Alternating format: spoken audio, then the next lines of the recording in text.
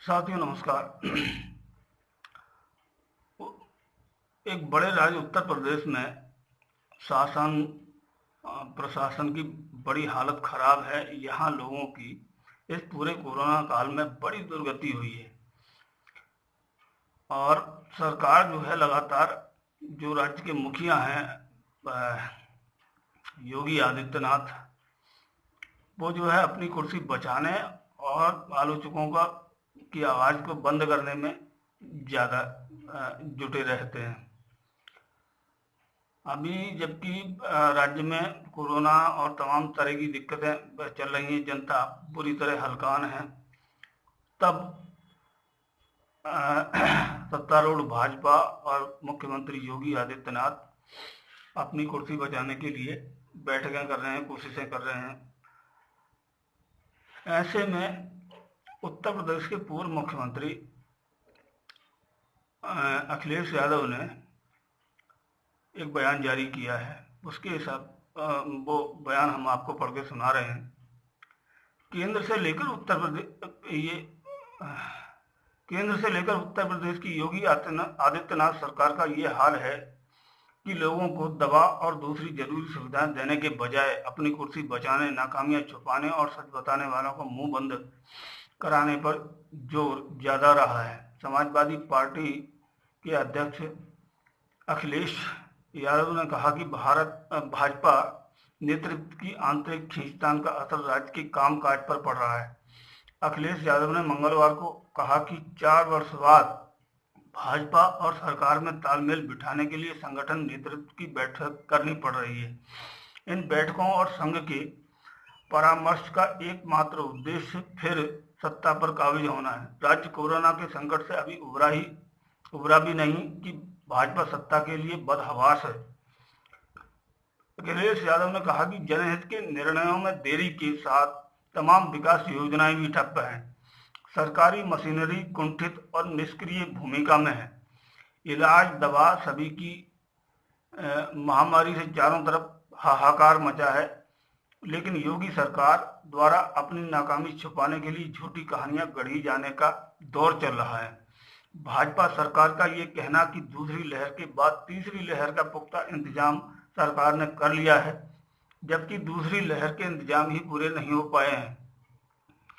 अखिलेश यादव ने कहा कि ब्लैक फंगस के इलाज में तो अक्षम्य लापरवाही हो रही है। सरकार आवश्यक इंजेक्शन तक नहीं उपलब्ध करा पा रही है। मरीज तड़प तड़प कर जान दे रहे हैं।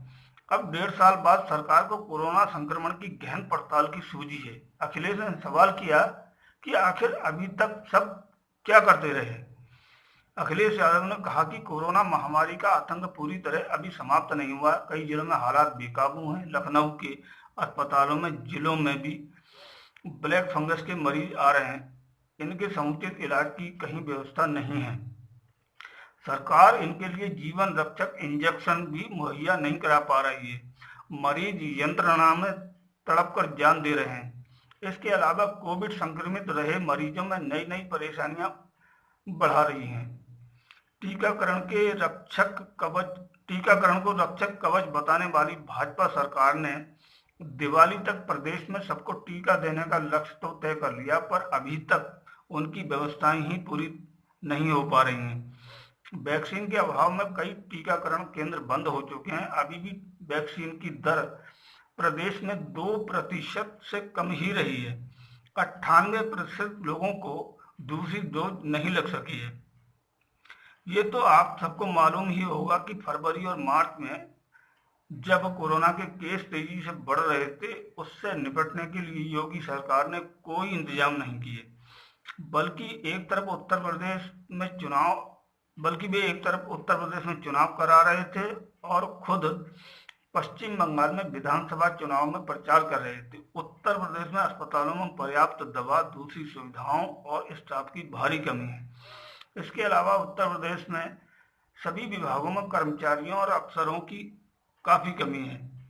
जब कोरोना और चुनाव एक साथ आ पड़े, तब हालात संभालने के लिए सरकारी अमला कम पड़ गया। नतीजा ये हुआ कि बद इंतजामी के चलते हजारों लोग असमय काल के गाल में समा गए। अभी यूपी सरकार जन सुविधाएं बढ़ाने से ज्यादा इन कोशिशों में लगी है कि अगले करीब 10 महीने में होने वाले राज्य विधानसभा चुनाव में कैसे जीत हासिल की जा सके। तो साथियों, ये थी खबर उत्तर प्रदेश से संबंधित। हम अलग अलग विषयों पर अलग अलग ऐसी जानकारी, खबरें और दूसरी चीज़ें लेकर के आते रहेंगे। कृपया हमें अपने विचारों से अवगत कराते रहें। आपके सुझावों को आगे आने वाले वीडियो में हम ध्यान में रखेंगे और कृपया इसे लाइक, शेयर और सब्सक्राइब जरूर कीजिएगा। मैं आपका बहुत बहुत आभारी रहूँगा। धन्यवाद।